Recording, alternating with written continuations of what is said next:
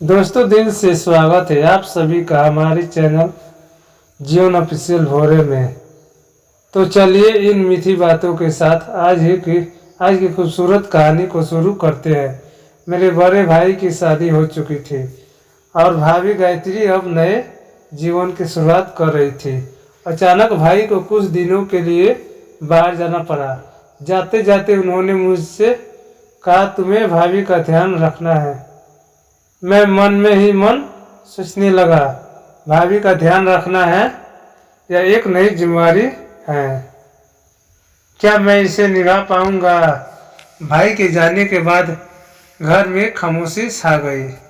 मैं गायत्री भाभी को समझना चाहता था लेकिन यह नहीं जानता था कि मैं कैसे शुरुआत करूं। एक दिन जब मैं अपने काम में व्यस्त था, भाभी ने मुझे अपने कमरे में बुलाया। मैंने पूछा, क्या हुआ भाभी। उन्होंने कहा कि जल्दी आओ मेरे कमरे में। मैं थोड़ा चिंतित होकर उनके कमरे में गया और पूछा, क्या बात है। भाभी ने कहा, मेरा सिर बहुत दर्द कर रहा है, क्या तुम मेरी सिर की मालिश कर सकते हो। मैंने थोड़ा हिचकिचाया हुआ कहा, भाभी ये मैं नहीं कर पाऊंगा। लेकिन भाभी ने कहा, तुम्हें यह करना ही पड़ेगा। उनकी आवाज़ में एक मजबूरी थी। मुझे लगा कि शायद वह सच में बहुत परेशान है, इसलिए मैंने उनकी मदद करने का निर्णय लिया। मैंने भाभी के सिर की मालिश करना शुरू किया।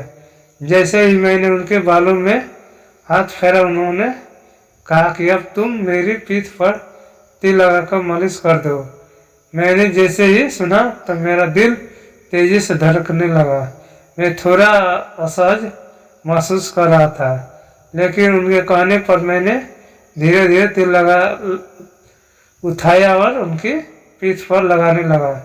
जैसे तैसे मैं उनके पीठ पर तिल मल रहा था, मेरा मन विचलित होने लगा। भाभी के शरीर से अजीब सी आवाज़ आ रही थी, जिसे मैं और भी असहज हो गया था। धीरे धीरे मेरे थैर की सीमा खत्म होने लगी और फिर मेरी उम्र उस समय 25 साल की थी और मैं घर पर ही रहता था। मेरे भाई ने इसलिए शादी की थी ताकि मैं अकेलापन महसूस न करूं। भाभी का नाम गायत्री था और मैं उन्हें अक्सर गायत्री ही कहता था और अक्सर उदास दिखती थी और कई बार मैंने उन्हें छुपकर रोते हुए देखा था। मुझे लगता था कि वह मेरे भाई को याद कर रही थी होगी। रात होते ही गायत्री भाभी अपने कमरे में बंद हो जाती और उनके कमरे से रोने की आवाज़ आने लगती। मेरे भाई की शादी के एक हफ्ते बाद वह विदेश चले गए थे। एक नई दुल्हन के लिए अपने पति के बिना रहना लाइक मुश्किल होता है, लेकिन मेरे भाई ने तो शादी सिर्फ मेरे लिए की थी। वो जानते थे कि मैं घर में अकेला रहता था और घर की जिम्मेदारी को संभालने के लिए एक महिला का होना जरूरी था। इसलिए उन्होंने भाभी को मेरे हवाले छोड़ दिया था। गायत्री भाभी बिल्कुल अकेले थी। उनकी उम्र 28 साल की थी और वो एक खूबसूरत और जवान महिला थी। समय बीत रहा था और शायद उनकी उम्र बढ़ने के कारण उन्हें शादी का प्रस्ताव नहीं मिल रहा था। इसलिए उन्होंने मेरे भाई के साथ विवाह किया था। उस रात जब मैं सोने के लिए बिस्तर पर लेटा हुआ था, अचानक भाभी की आवाज़ सुनाई दी। मुझे थोड़ी हैरानी हुई क्योंकि इतनी रात को भाभी का मुझे बुलाना असामान्य था। मन में सवाल उठने लगा कि इस वक्त भाभी को मुझसे क्या काम हो सकता है। मेरे बड़े भाई कुछ दिनों के लिए बाहर गए थे और जाते जाते उन्होंने मुझसे कहा कि अमित, अब घर की जिम्मेदारी तेरे कंधे पर, खासकर भाभी का ध्यान रखना। उनकी किसी भी बात में कोई कमी नहीं होना चाहिए। भाई ने हमेशा मुझे सिखाया था कि परिवार और घर की इज्जत बनाए रखना मेरी पहली जिम्मेदारी है कि चूँकि मेरी पढ़ाई और जरूरतें भाई के पैसे से पूरी हो रही थी, इसलिए मैं किसी भी हालत में यह नहीं चाहता था कि भाभी मुझसे कोई शिकायत हो। एक दिन जब भाभी ने मुझे आवाज़ दी तो मैंने सोचा शायद उन्हें कोई ज़रूरत काम होगा, इसलिए मैं जल्दी से उनके कमरे की ओर बढ़ गया। जैसे ही मैं दरवाजे पर पहुंचा तो मैंने देखा कि भाभी बिस्तर पर लेटी हुई थी। उन्हें इस तरह से देखना मेरे लिए थोड़ा असामान्य था। भाभी हमेशा सिर पर दुपट्टा रखती थी और बेहद शालीन दिखती थी, लेकिन उस समय उन्होंने दुपट्टा नहीं पहना हुआ था और आराम की मुद्रा में थी। मैंने दरवाजे से ही झिझकते हुए पूछा, भाभी आपने बुलाया, कुछ काम था क्या? भाभी ने मेरी ओर देखा, हल्के से मुस्कुराई और बोली, हाँ अमित, अंदर आओ, मुझे तुमसे कुछ ज़रूरी बात करनी है। मैं थोड़ा असहज में था, फिर भी कमरे के अंदर गया। मेरी नज़रें अब भी जमीन पर थी। अंदर जाते ही मैंने देखा कि भाभी ने आज कुछ अलग तरह के कपड़े पहने रखे थे। वह बहुत सहज लग रही थी। मैंने मन में ही मन सोचा कि शायद उन्हें कुछ ज़रूरत हो, लेकिन फिर भी मुझे थोड़ा अजीब लग रहा था क्योंकि मैंने उन्हें पहले कभी इस तरह नहीं देखा था। मैंने फिर से धीरे से पूछा, भाभी सब ठीक है ना? आप ठीक तो है? भाभी ने मेरी ओर देखा और मेरी झुकी नज़रों को देखकर हल्के से हंस दी। उन्हें हंसी ने मुझे और भी असहज कर दिया। फिर उन्होंने कहा, अमित, शर्माने की कोई ज़रूरत नहीं है। तुम अब बड़े हो गए हो और तुम्हें कुछ बातें समझनी चाहिए। भाभी की बातों से मैं उछल गया। क्या वह मुझे किसी भी जिम्मेदारी के बारे में समझाने वाली थी या फिर कुछ और बात थी? मैंने कभी भाभी से इस तरह की कोई बातचीत नहीं की थी। वह हमेशा बहुत सम्मानित और मर्यादित तरीके से पेश आती थी। भाभी ने बिस्तर पर थोड़ा और आराम से बैठने हुआ कहा कि अमित, जब से तुम्हारे भाई बाहर गए हैं मैं अकेली हो गई हूँ। अब तुम्हें सिर्फ घर की जिम्मेदारी ही नहीं बल्कि रिश्तों की भी जिम्मेदारी उठानी है। मैं यह सुनकर चौंक गया। ऐसा क्या था कि जो भाभी कहना चाह रही थी? उनका लहजा गंभीर था और उनकी बातों में गहराई थी। मैंने धीरे से पूछा, भाभी आप साफ साफ बताइए क्या कहना चाहती है? भाभी ने मेरी ओर गहरी नज़रों से देखा और फिर कहा, इस घर में हमें एक दूसरे का साथ देना होगा। उनकी आवाज़ में एक अजीब सी थकान और उदासी थी। उन्होंने कहा, मेरा पति तो विदेश में है, लेकिन तुम हमेशा यहाँ रहते हो और मेरा ध्यान रखते हो, इसलिए मैंने तुम्हें बुलाया क्योंकि मुश्किल वक्त में तुम्हारा साथ चाहिए। मैं भौचक रह गया। भाभी की आंखों में उदासी और चेहरे पर दर्द के भाव थे। फिर वह बोली, अमित, मेरे सिर में बहुत दर्द हो रहा है, क्या तुम मेरी मसाज कर दोगे? तुम्हारे भाई ने बताया था कि तुम बहुत अच्छी मसाज करते हो और उसके सिर का दर्द उसी मिनट में ठीक हो जाता है। एक दिन मैं अपने कमरे में बैठा था, तभी भाभी ने मुझे आवाज़ दी। मैं उनके पास पहुंचा तो उन्होंने मुझसे कहा, अमित, तुम्हारे भाई को तुमसे सिर की मसाज करवाना बहुत पसंद था। तुमने उसे हमेशा राहत दी थी। क्या तुम मेरे सिर की भी मसाज कर सकते हो? यह सुनकर मैं थोड़ा हिचकिचाया क्योंकि वह मेरी भाभी थी और मैं कभी किसी औरत को इस तरह सोने के बारे में नहीं सोच सकता था। भाई की पत्नी होते हुए भी उन्होंने यह अनुरोध किया और मैं उल्लंघन में पड़ गया। मुझे समझ नहीं आ रहा था कि क्या करूं, पर भाभी की आंखों में दर्द और थकान साफ दिख रही थी। मुझे ऐसा महसूस हुआ कि वो किसी गहराई तकलीफ में है। भाभी ने ड्रेनिंग टेबल पर रखी तेल की शीशी उठाई और मेरी ओर बढ़ाते हुए कहा, यह तेल ले लो, सिर की मसाज कर दो, बहुत अच्छा लगेगा। उनकी आंखों में हल्की नमी दिख रही थी और उनके चेहरे पर थकावट साफ झलक रही थी। मेरे पास उन्हें मना करने की हिम्मत नहीं थी, इसलिए मैंने तेल लिया और उसके सिर की मसाज शुरू कर दी थी। जैसे जैसे मैंने मसाज करनी शुरू की, भाभी को धीरे धीरे शांत होती गई। उनके चेहरे पर आराम का भाव आ रहा था और कमरे में सिर्फ मेरी उंगलियों की हल्की गति और उनके सांसों की आवाज़ गूंज रही थी। भाभी ने अपनी आंखों बंद कर ली और एक गहराई सांस ली, जिससे यह साफ हो गया कि वह बहुत थकी हुई थी।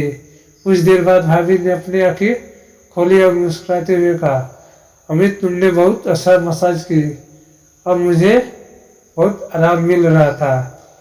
तुम्हारे भाई सही कहते थे, तुम्हारे हाथों में जादू है। यह सुनकर मैं थोड़ा शर्मिंदा हुआ, लेकिन फिर भी मसाज जारी रखी। कुछ समय बाद भाभी शायद सो गई थी, क्योंकि उनकी ओर से कोई आवाज़ नहीं आ रही थी। मैंने मसाज खत्म की और अपने कमरे में चला आया। यह पहली बार ही था कि जब मैंने किसी औरत की मसाज की थी और यह अनुभव मेरे मन में ही कई सवाल छोड़ गया। अगली सुबह भाभी पूरी तरह से दुपट्टा लिए वे मेरे लिए नाश्ता बना रही थी। मैंने रोटी ली और मुझसे कहने लगी, अमित, तुमने मेरे सिर का दर्द खत्म कर दिया। मैं तुम्हारा धन्यवाद करना चाहती हूँ। उनकी बात सुनकर मुझे कुछ अजीब महसूस हुआ और मैंने जवाब दिया, अब सारा दिन घर का काम करती है, इसलिए थक जाती है। मैं आपकी मदद कर सकता हूँ या फिर आप कोई नौकर रख ले। भाभी ने जवाब में कहा, मेरी थकावट तब तक नहीं मिटेगी जब तक तुम्हारा भाई वापस नहीं आता। यह सुनकर मैं थोड़ी देर चुप रहा, क्योंकि उनके शब्दों का अर्थ मेरी समझ में नहीं आया।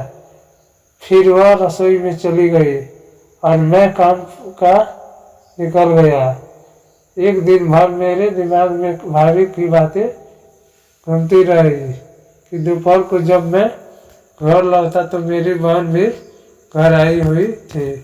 मैंने सोचा कि शायद अब सही वक्त है कि मैं भाभी की मसाज वाली बात किसी को बता दूं, लेकिन फिर मेरे मन में दुविधा बन रही थी। मैं अपने घर में था और कुछ देर बाद मेरी बहन अपने पति के आने की बात कहकर चली गई। मैं उससे कोई ज़रूरत बात करना चाहता था पर मौका नहीं मिल पाया। कुछ देर आराम करने के बाद जब मैं कमरे से बाहर निकला तो देखा भाभी कपड़े धो रही थी। मुझे शर्मिंदगी हुई, क्योंकि ना वो कपड़े मेरे थे और ना मेरी वजह से उन्हें इतनी मेहनत करनी पड़ रही थी। मैंने तुरंत उनकी मदद के लिए आवाज़ दी। भाभी पसीने से तरस थी तो मैंने बाल्टी उठाई और छत पर कपड़े सुखाने चला गया। साथ में भाभी ने भी मदद की, लेकिन वह कुछ अजीब तरीके से चल रही थी, जैसे उन्हें बहुत तकलीफ हो रही थी। मैंने उससे कहा कि अगर उसे दर्द हो रहा था तो मैं डॉक्टर के पास ले जा सकता हूँ। भाभी ने उदास से भरी मुस्कुराहट के साथ कहा, यह मेरी अंगुलियों का नतीजा है कि मैं उनकी बात सुनकर हैरान हो गया। उसने कहा कि तुम फिक्र मत कर, मैं जल्दी ठीक हो जाऊंगी, और अपने कमरे में चली गई। उसकी बातें पिछले कुछ दिनों से मेरे समझ से बाहर थी। मुझे लगने लगा कि वह कुछ छिपा रही थी। शाम ढल गई और मुझे चाय पीने का मन हुआ था।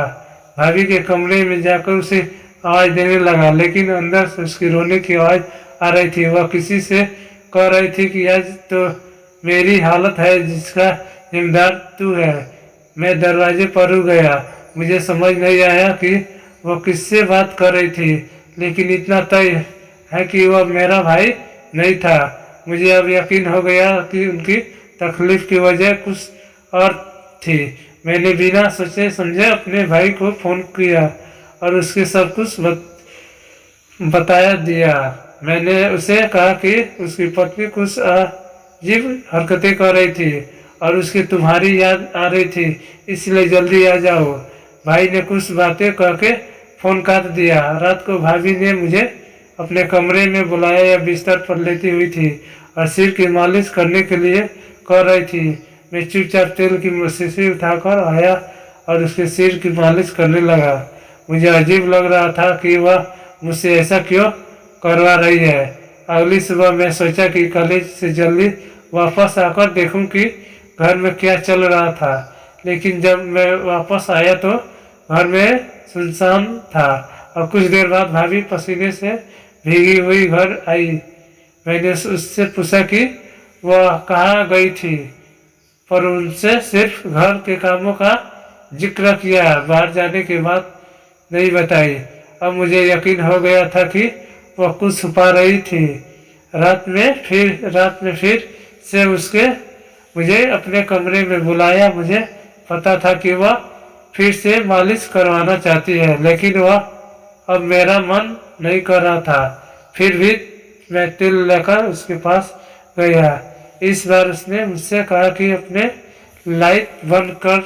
यह सुनकर मैं चौंक गया, क्योंकि यह पहली बार था जब उससे मुझसे ऐसा कुछ कहा था कि मैंने पूछा लाइट क्यों बंद करनी है, लेकिन वह गुस्से से मुझे देखने लगी। बार बार कहने पर मैंने लाइट बंद कर दी और मसाज के लिए तैयार हो गया। जब मैं उसके पास बैठा तो उसने अचानक मेरा हाथ पकड़ लिया। उसकी इस हरकत से मैं हैरान रह गया। मुझसे गुस्सा आया कि वह अपनी हद पार कर रही थी। मैंने कहा कि आप क्या कर रही हो।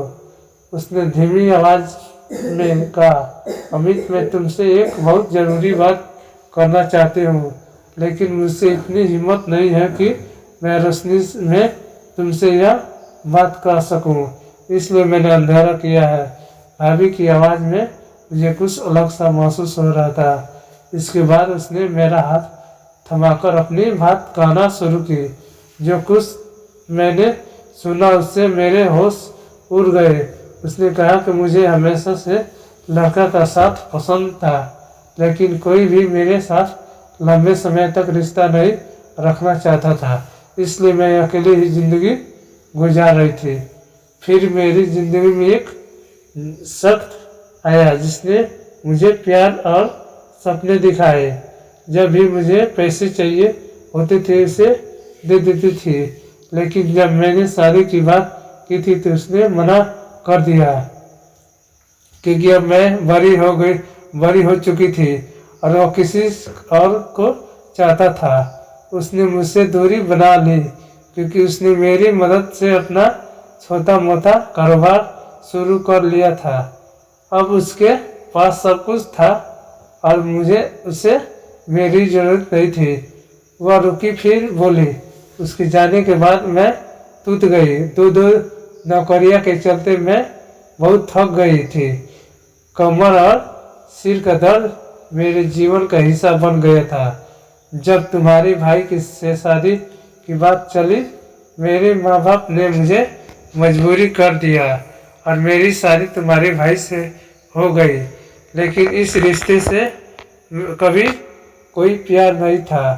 मैं हमेशा पछताती रही थी कि मैंने अपनी ज़िंदगी किसके लिए बर्बाद की, जो कभी मेरा नहीं था ही नहीं। वो बोली। और फिर से सबसे बड़ा झटका तब लगा जब मुझे पता चला कि तुम्हारा भाई विदेश में दूसरी शादी कर चुका है। उसने कुछ दिन पहले ही फोन करके बताया कि उसकी विदेश में शादी हो गई और उसने मुझसे सिर्फ इस घर के लिए शादी की थी। यह सुनकर मेरा दिल टूट गया। भाभी ने रोते हुए कहा, मैंने अपनी पूरी जिंदगी दूसरों की इज्जत करने में बिता दी, लेकिन बदले में मुझे कुछ भी नहीं मिला। एक दिन छत पर कपड़े धोते हुए मैं गिर गई, जिससे मेरी कमर में चोट आ गई। मजबूरी में मुझे तुमसे मसाज करवानी पड़ी और हर बार मुझे शर्म आती थी कि मैं तुमसे यह करवाती हूँ। उसके गहरी सांस ली और कहा, कल मैं अपने घर गई थी और अपनी माँ को तुम्हारे भाई की दूसरी शादी के बारे में बताया। उसने मुझसे कहा कि अब मैं कब तक इस तरह की जिंदगी जीती रहूंगी। यह सुनकर मैं टूट गई और वापस इस घर में लौट आई। आज मैं तुम्हें सब कुछ इसलिए बता रही हूँ कि क्योंकि मैं जानती थी कि एक न एक दिन तुम्हें यह सच पता चलने वाला है। तुम्हारा भाई अब कभी वापस नहीं आएगा और मुझे अपनी जिंदगी अब इसी तरह काटनी पड़ेगी। इसकी बात सुनकर मैं रह गया। मुझे समझ नहीं आया कि मैं क्या कहूँ। भाभी यह कहने रोने लगी कि शुक्र है कि उन्होंने कमरे की लाइट बंद कर दी थी। मुझे बहुत अफसोस हुआ कि मेरे भाई ने उनके साथ कितना बुरा किया। पहले से ही उनके साथ बहुत अन्याय हो चुकी थी और अब उसने भी छोड़ दिया था, लेकिन कहीं न कहीं इसमें हम भाई बहनों की भी गलती थी। हमने कभी नहीं वापस आने का मौका नहीं दिया।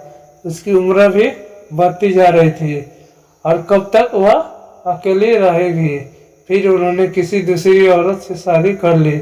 काफी देर तक सन्नाटा रहा। फिर भाभी ने कहा, मैं अपनी पूरी जिंदगी इस घर में चुपचाप बिता दूंगी।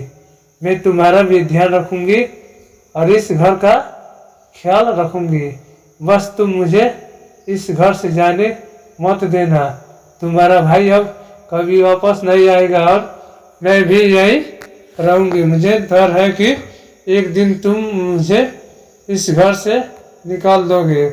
मैं भाभी से कहा, ऐसा कभी नहीं होगा। मैं तुम्हें कहीं जाने नहीं दूंगी। तुम इस घर को किस तरह से संभालती हो ऐसा कोई और नहीं कर सकता है, लेकिन ना तुम क्यों अकेली जिंदगी काटना चाहती हो। मेरे भाई के तलाक लेकर मुझसे शादी कर लो। भाभी मेरी बात सुनकर हैरान रह गई।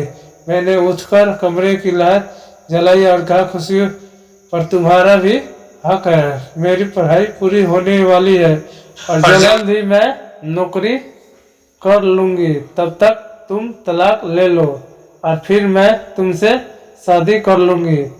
हम एक नई जिंदगी की शुरुआत करेंगे। हमारी दोस्ती पहले से है और अब तुम्हारे माता पिता को सच्चाई पता चलेगी तो वह मना नहीं करेंगे। भाभी ने कहा, मैं उम्र में तुमसे बहुत बड़ी हूँ। लोग बातें करेंगे, दुनिया क्या कहेगी। मैंने जवाब दिया, इस दुनिया ने हमें क्या दिया और तुम जो दुनिया के बारे में सोच रही हो उससे मुझे कोई फर्क नहीं पड़ता। मुझे इस रिश्ते से कोई एतराज नहीं है। मेरी बात सुनकर भाभी रोने लगी। उसी वक्त मैं भाभी की माँ को फ़ोन किया और सारी बात बताई। वे भी बहुत शर्मिंदा हुई और माफ़ी मांगी। फिर भाभी ने मेरे भाई से तलाक ले लिया। उस महीने बाद मेरी शादी गायत्री से हो गई और हम बहुत खुश थे। भले ही मैं उम्र में छोटा था, लेकिन मैंने उसे तो सुख दिया जो उसका पति बॉयफ्रेंड नहीं दे सके। भाभी मुझसे इतनी खुश हो गई थी कि हम रोज रात को खूबसूरत नज़ारे देखने जाते थे। यह कहानी हमें जीवन के कई महत्वपूर्ण पहलुओं के बारे में सिखाती है। इसमें रिश्ते, जिम्मेदारियां और भावनाओं की गहराई को समझने का मौका मिलता है। इसी कहानी से शिक्षा यह है कि रिश्ते में संवेदनशीलता और जिम्मेदारी निभाना आवश्यकता है। छोटा भाई ने शादी के बाद यह समझा कि अब उसकी जिम्मेदारी बढ़ गई। उसे अपनी पत्नी और परिवार का ख्याल रखना होगा। जब हम अपनी जिम्मेदारी को सही से निभाते हैं तो रिश्ते और मजबूत हो जाते हैं। भाभी की समस्याओं को समझकर छोटे भाई ने जो संवेदनशीलता दिखाई वह एक महत्वपूर्ण सीख है। जब हम एक दूसरे की भावनाओं को समझते हैं और सहानुभूति दिखाते हैं तो हम उनके लिए और भी सहायक बनते हैं। संवेदनशील होना एक गुण है जो रिश्तों को मजबूत बनाने में मदद करता है। हमें हमेशा अपने परिवार और दोस्तों के प्रति संवेदनशील रहना चाहिए। भाभी ने अपने दिल की बातें छोटे भाई से साझा की और खुलकर बात करने से तनाव कम हुआ और रिश्ते में समझ बढ़ी। और जब हम अपनी भावनाओं को साझा करना केवल खुद को हल्का महसूस किया बल्कि छोटे भाई के साथ एक गहरा रिश्ता भी बनाया। वह दर्शाता है कि संवाद का हमारे जीवन में कितना महत्वपूर्ण है। भाभी के लिए सही समय पर निर्णय लेना एक महत्वपूर्ण कौशल था और यह सिखाता है कि हमें कठिनाइयों का सामना करके हुई सही निर्णय लेना चाहिए। सही सोच और सही समझ से कदम उठाने से हम अपनी समस्याओं को हल कर सकते हैं। भाभी ने अपने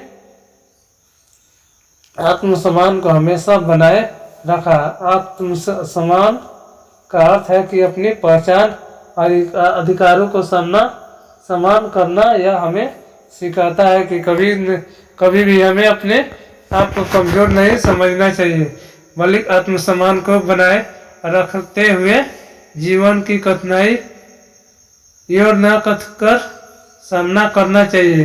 कहानी में भाभी ने एक नकारात्मक व्यक्ति का सामना किया और यह हमें सिखाता है कि हमें अपने जीवन में नकारात्मक लोगों और प्रभावों से दूर रहना चाहिए। हमें सही से और गलत का चयन सोच समझकर करना चाहिए।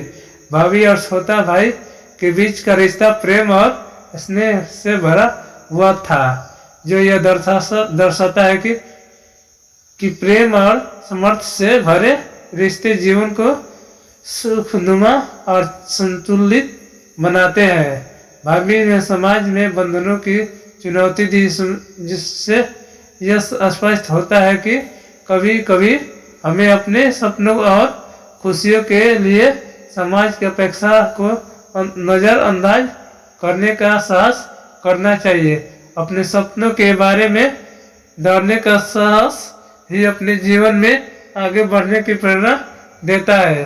भाभी और छोटे भाई के बीच असहयोग और समझौता की भावना भी देखने को मिली। जब हम एक दूसरे की मदद करते हैं तो समस्याएं हल करना आसान हो जाता है। इस रिश्ते में असहयोग का महत्व स्पष्ट रूप से दिखता है। रिश्तों में सहयोग और असमर्थ से हम जीवन की कठिनाइयों को सहजता से पार कर सकते हैं। कहानी में भाभी और अपनी आवाज़ उठाई और अपने अधिकारों के लिए खड़ी। इससे यह सीखने को मिलता है कि हमें अपने अधिकारों के लिए हमेशा आवाज़ उठानी चाहिए और उनसे प्राप्त करने में कभी संकोच नहीं करना चाहिए।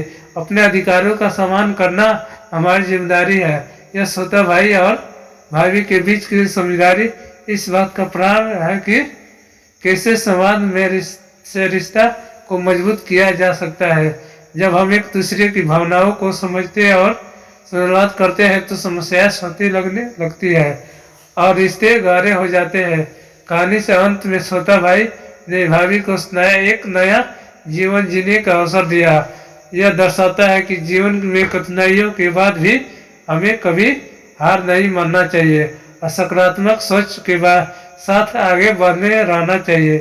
जीवन में हमेशा एक नया अवसर होता है और हमें उस अवसर का स्वागत करने के लिए तैयार रहना चाहिए। भाभी ने अपनी मानसिक स्थिति के बारे में खुलकर बात की, जो दर्शाता है कि मानसिक स्वास्थ्य का ध्यान रखना भी उतना ही जरूरी। हमें एक दूसरे के प्रति सहानुभूति रखनी चाहिए और समाज की सोच को चुनौती देने के पीछे नहीं हटना चाहिए।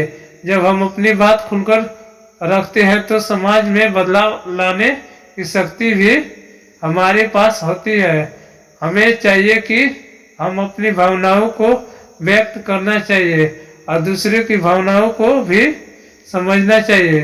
मानसिक स्वास्थ्य को प्राथमिकता देने से हम एक अधिक खुशहाल जीवन जी सकते हैं।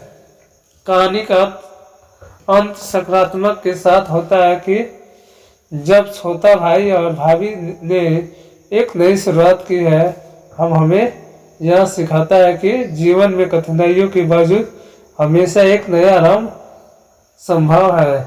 हमें हमेशा एक दूसरे सफर के लिए तैयार रहना चाहिए।